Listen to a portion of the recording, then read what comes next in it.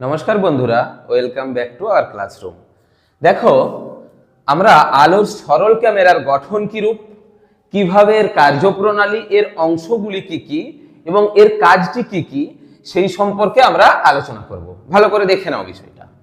সরল ক্যামেরায় কি প্রথমে থাকে না, একটা উত্তল লেন্স ব্যবহার করা হয়। উত্তল লেন্স, একটা উত্তল লেন্স ব্যবহার করা হয়, ঠিক আছে। আর কি থাকে, একটা এখানে শাটার থাকে। কোনটার কি কাজ আমি বলছি, শাটার। আর একটা কি থাকে, শাটার থাকে বললাম। তারপর কি ব্যবহার করা হয় দেখো, এই যে দেখতে পাচ্ছ এখানটায় থাকে ডায়াফ্রাম। কি থাকে, ডায়াফ্রাম ব্যবহার করা হয়। এবং এই সম্পূর্ণ এই যে এখানে দেখতে পাচ্ছ, এটা একটা চামড়ার বাক্স থাকে। চামড়ার বা অন্য কিছুরও তৈরি একটা কি থাকে, বাক্স থাকে, ঠিক আছে, যেটাকে বলা হয় আলোক নিরুদ্ধ আলোক নিরুদ্ধ বাক্স।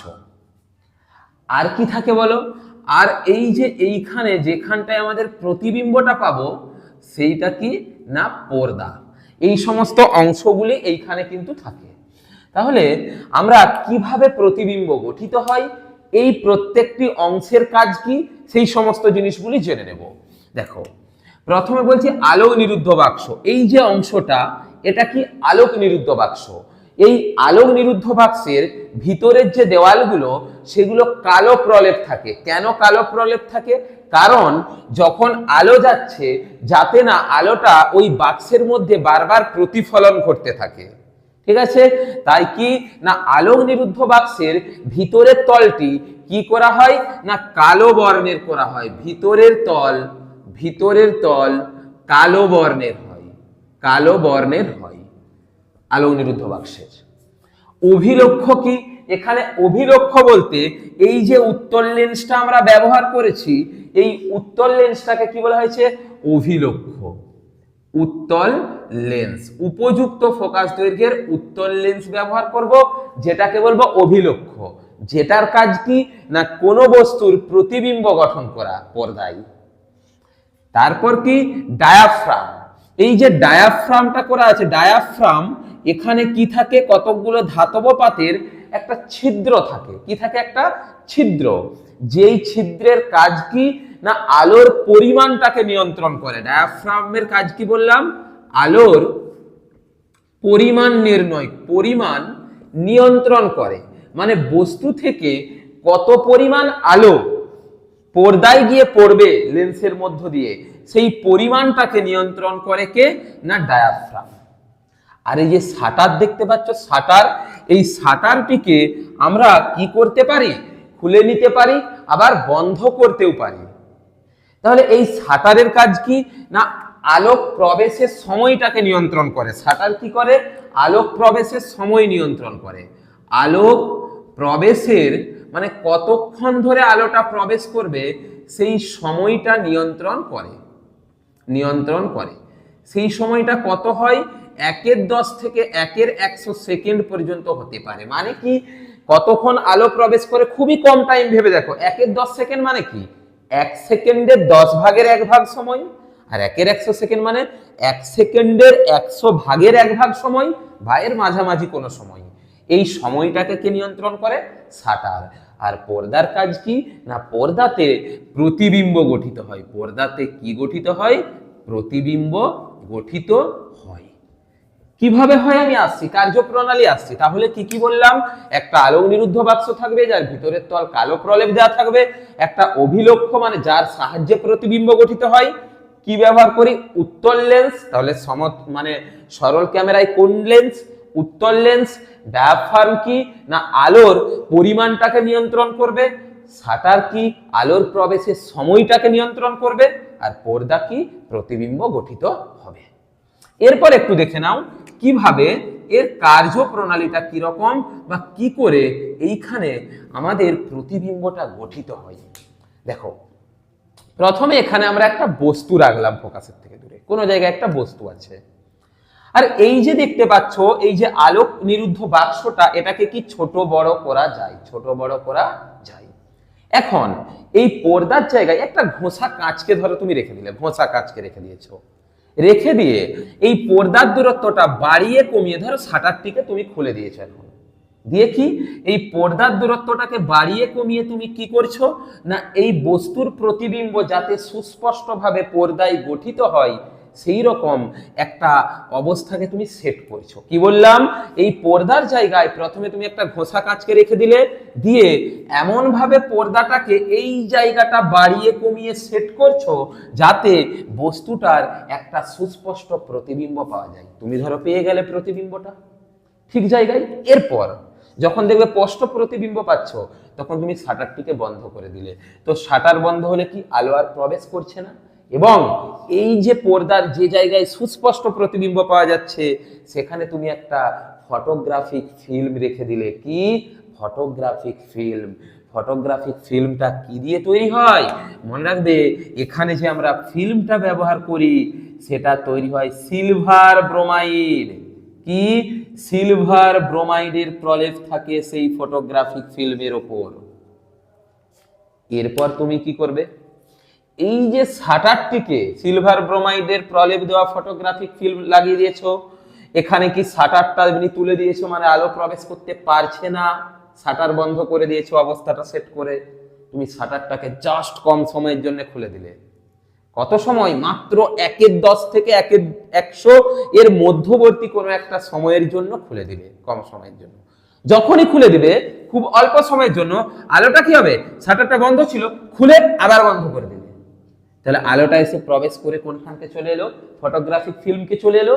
সেখানে কি আছে, সেখানে সিলভার ব্রোমাইডের প্রলেপ দেওয়া আছে, এবং ওই যে জায়গাটায় সিলভার ব্রোমাইডের প্রলেপটায় আলো পড়বে এসে সেই জায়গায় কি হবে, একটা রাসায়নিক বিক্রিয়া সংঘটিত হবে এবং এই বস্তুটার প্রতিবিম্ব এখানটায় গঠিত হয়ে যাবে, এবং সেইটাকেই আমরা সরল ক্যামেরার সাহায্যে প্রতিবিম্ব গঠনটাকে আমরা ছবি হিসাবে দেখতে পাই।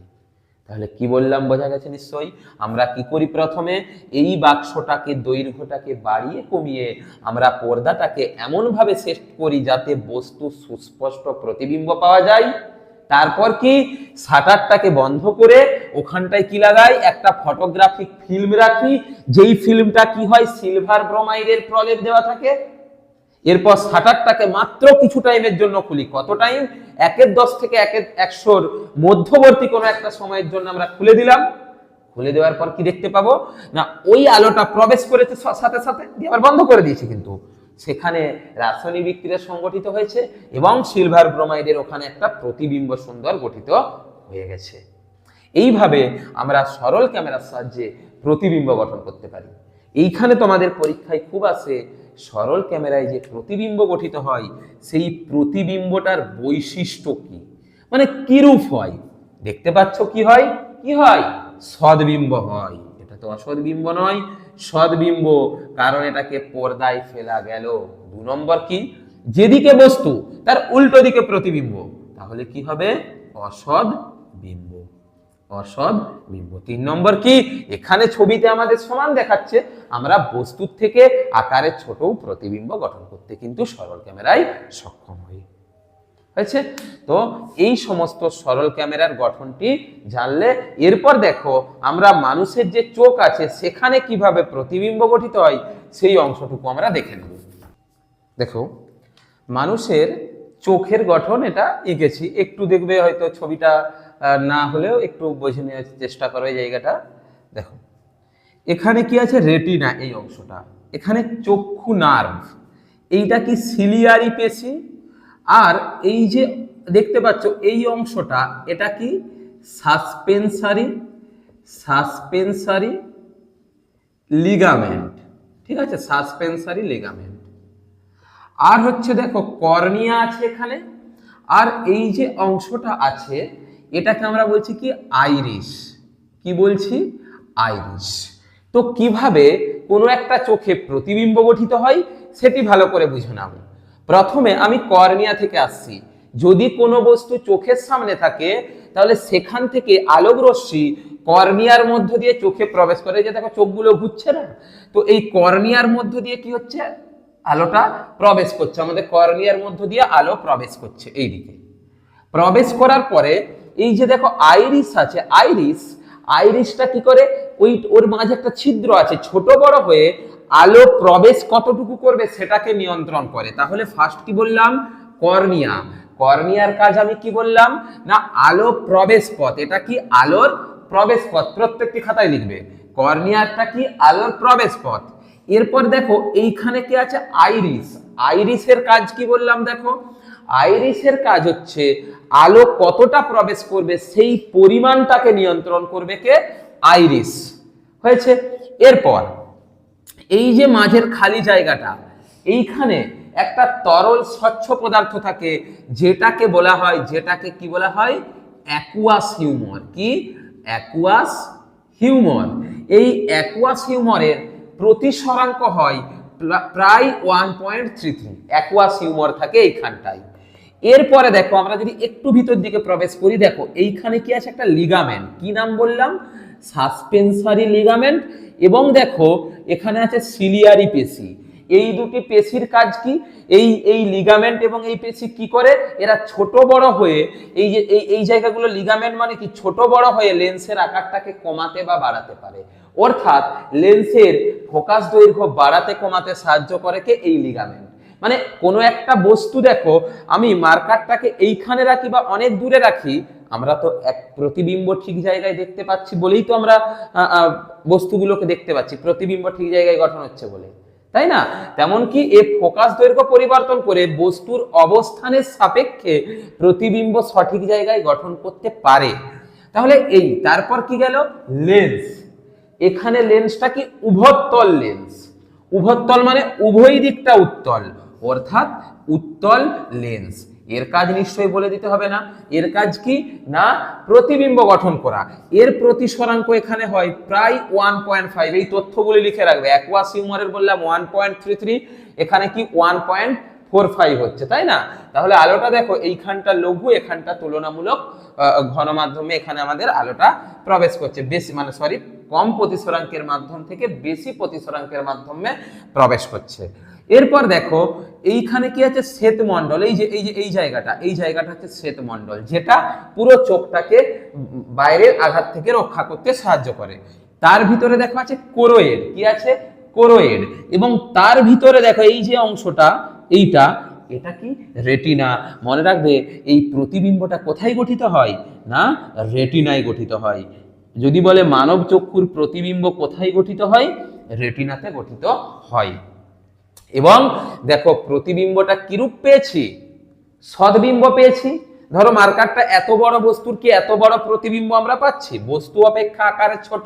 তাহলে এইখানে যে প্রতিবিম্বটা পাবো তার বৈশিষ্ট্য কি হবে বলতো, তার বৈশিষ্ট্য হবে 1 নম্বর, সেটা হবে কি আমাদের না, বস্তু অপেক্ষা আকারে ছোট। বস্তু অপেক্ষা আকারে ছোট হচ্ছে, ছোট। এবং কি পাচ্ছি, এবং সেটা সদ্বিম্ব পাচ্ছি। কি পাচ্ছি, সদ্বিম্ব পাচ্ছি। এবং কি অবশীর্ষ পাচ্ছি, অবশীর্ষ।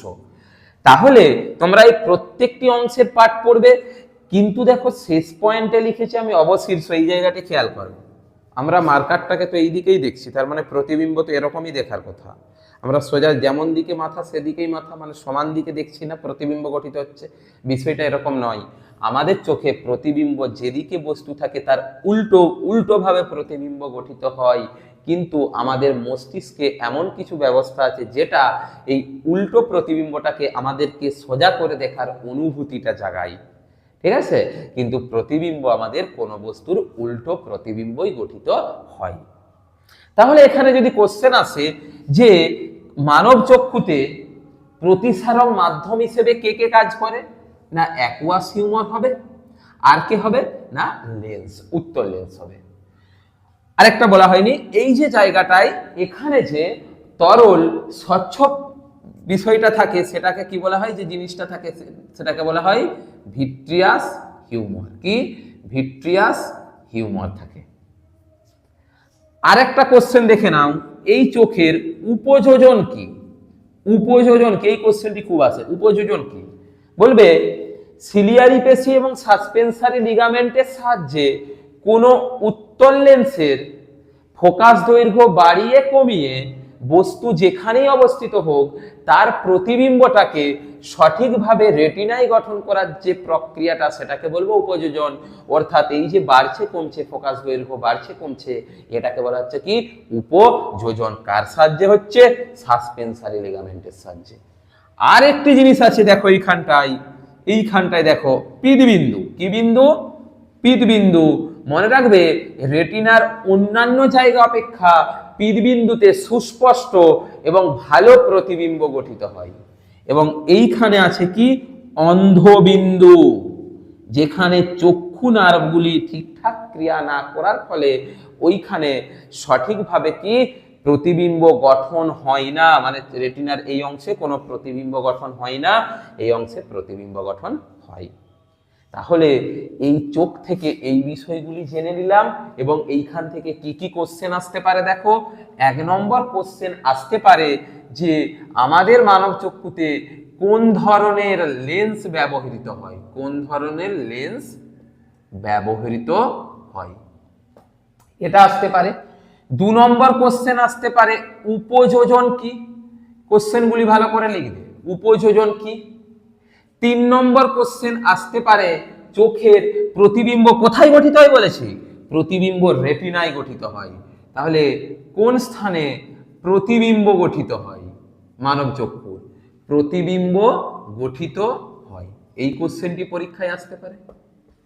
4 নম্বর কি কোশ্চেন আসতে পারে না, এই ফোকাস দৈর্ঘ্য বাড়াতে কমাতে সাহায্য করার প্রক্রিয়াটা, মানে উপযোজন, ওই উল্টো দিকে কোশ্চেনটা ঘুরিয়ে দিতে পারে। কিসের সাহায্যে? সিলিয়ারি পেশি, ওটা লিখছি না আমরা। এরপর আসতে পারে আলো প্রবেশের, কতটা পরিমাণ আলো প্রবেশ করবে সেটা নিয়ন্ত্রণ কে করে না, আইরিস। তাহলে আলো প্রবেশের সময় নিয়ন্ত্রণ, মানে পরিমাণ বলতে পারি, পরিমাণ নিয়ন্ত্রণ করে কে না, আইরিস। এই কোশ্চেনটি আসতে পারে। আর কি দিতে পারে না, মানব চক্ষুতে যে প্রতিবিম্ব গঠিত হয় সেই প্রতিবিম্বের বৈশিষ্ট্য লেখো। চোখ থেকে যদি কোশ্চেন আসে এই কয়েকটা থেকে আসবে। আর একটা শর্ট কোশ্চেন বলে রাখি, কোথায় ভালো প্রতিবিম্ব গঠিত হয়, পিতবিন্দুতে, আর কোথায় প্রতিবিম্ব গঠিত হয় না, অন্ধবিন্দুতে। ঠিক আছে, মানব চক্ষুর এই গঠনটি তোমরা ভালো করে কোনখানে কি থাকে প্রত্যেকটি অংশের কাজ খুব ভালো করে পরীক্ষার জন্য পড়ে যাবে এবং এই কোশ্চেনগুলি অবশ্যই লিখে নেবে। আজকে এইখান পর্যন্তই ক্লাসটি থাক।